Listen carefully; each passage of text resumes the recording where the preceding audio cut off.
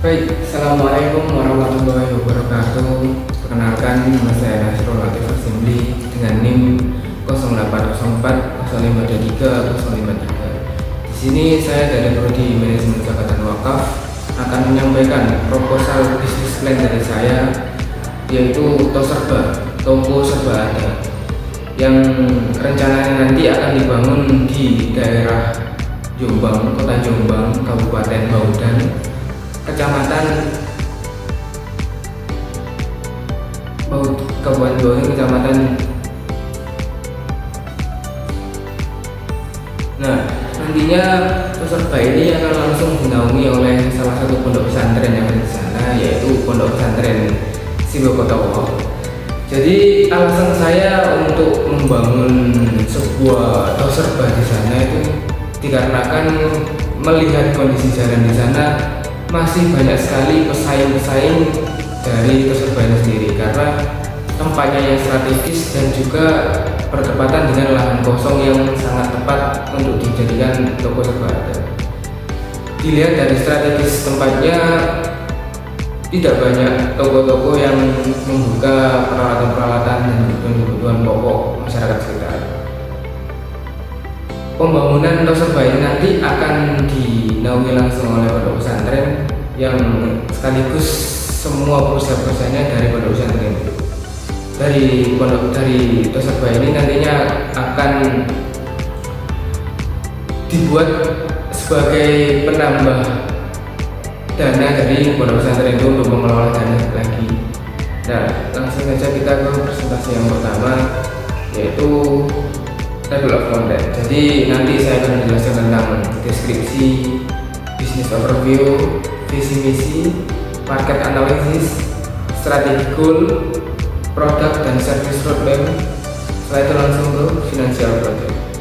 Jadi untuk yang pertama, yaitu toserba ini yang dibangun di Pondok Sibokotawa itu dirancang sebagai pusat perbelanjaan di daerah sekitar, daerah tepatnya di Kabupaten Baudan, untuk memberikan fasilitas kepada para santri dan masyarakat sekitar supaya tidak terlalu jauh menjangkau pasar-pasar di daerah itu.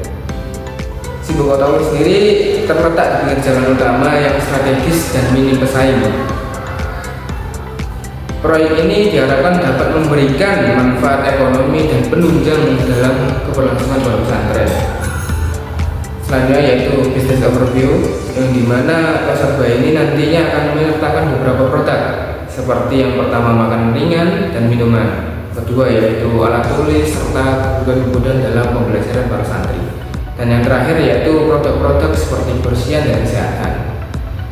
Lalu untuk target pasarnya nanti itu tentu saja para santri dan guru-guru dari pondok tersebut dan masyarakat sekitar yang masih belum terjangkau oleh pasar lokal.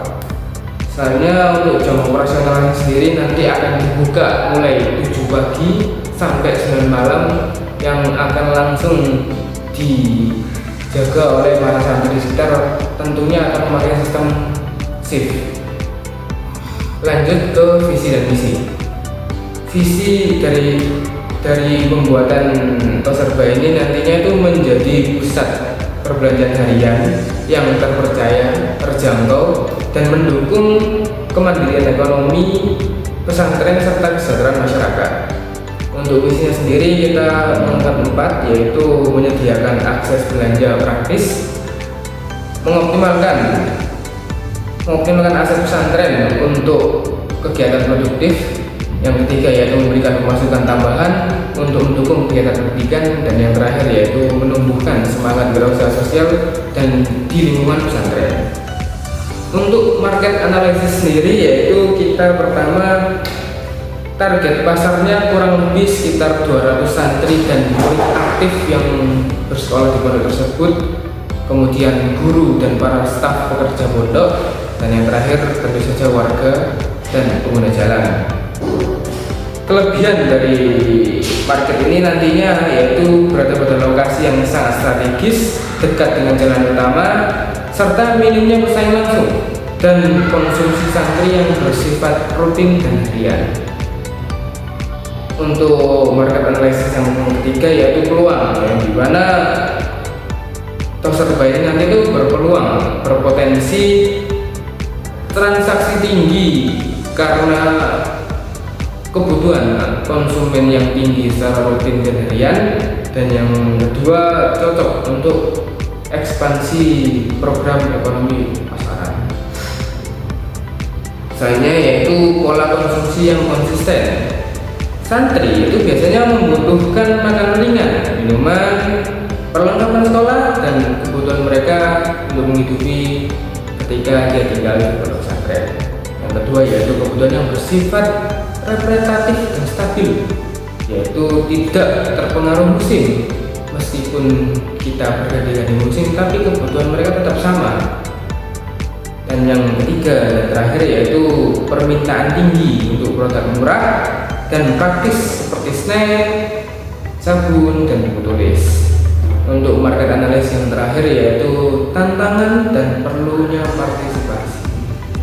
Kebutuhan akan manajemen stok tentu saja sangat menjadi tolak ukur dalam pengelolaan manajemen Toserba nanti. Dan yang kedua yaitu perlunya edukasi kepada para santri tentang keberadaan dan keunggulan Toserba ini. Dan yang terakhir potensi munculnya pesaing baru. Jika nanti ternyata setelah Toserba ini berdiri banyak nanti pesaing-pesaing baru untuk saling berebut konsumen. Selanjutnya yaitu strategi goals. Strategi goal yang pertama yaitu mendirikan Toserba dengan jam operasional dalam waktu 3 bulan, kemungkinan sudah mencapai break even point dalam waktu 3 bulan. Terus yang kedua yaitu menjadi sumber pemasukan tiap tetap bagi pesantren dan membangun sistem pengelolaan yang berbasis SOP yang efisien. Dan yang terakhir menjadi sarana pelatihan para santri untuk mulai membangun ekonomi. Baik, selanjutnya yaitu service roadmap, yang dimana kita memiliki 4 tahapan dalam pembukaan Toserba ini. Yang pertama tentu saja pembangunan renovasi serta gedung-gedung yang akan nanti digunakan sebagai bisnis Toserba.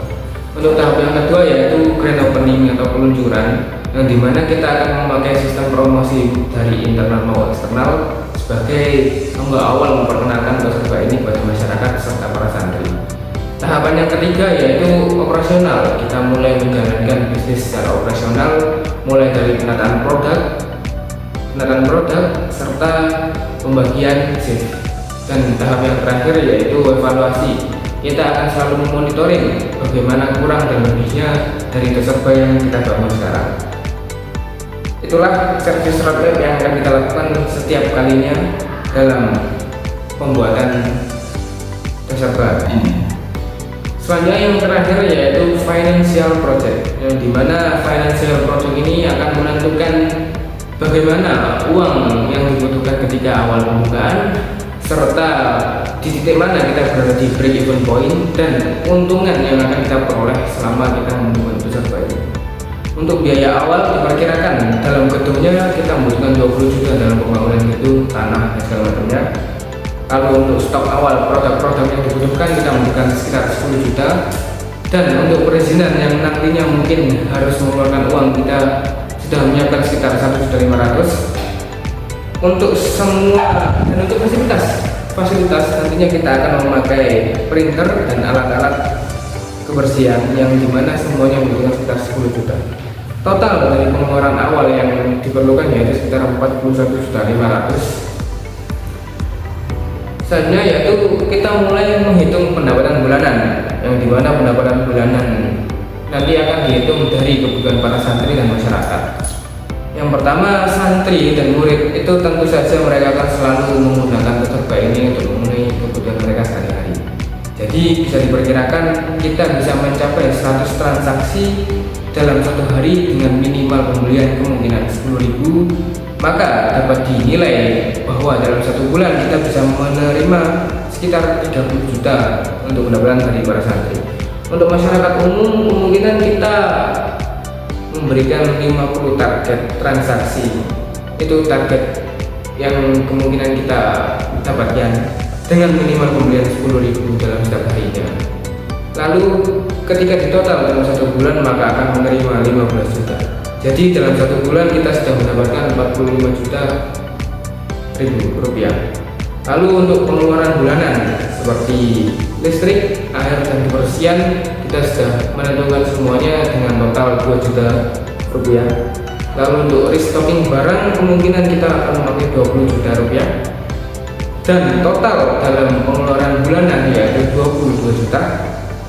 Maka dapat diambil kesimpulan laba bersih bulanan yaitu sekitar 23 juta dengan break even point atau titik pengeluaran, titik balik modal yaitu sekitar 3 bulan. Maka setelah itu kita bisa mendapatkan untung secara keras. Baik, sekian serba yang saya sampaikan. Serba ini saya harapkan dapat menjadi jalan untuk menuju kemaslahatan umat dan ekonomi yang lebih merata. Saya harapkan serba ini dapat segera dilangsungkan pembangunannya karena melihat kondisi lingkungan sekitar sangat jauh dari pasar lokal. Sekian dari proposal bisnis yang bisa saya sampaikan. Semoga kalian semua tertarik dengan apa yang saya sampaikan. Terima kasih. Assalamualaikum warahmatullahi wabarakatuh.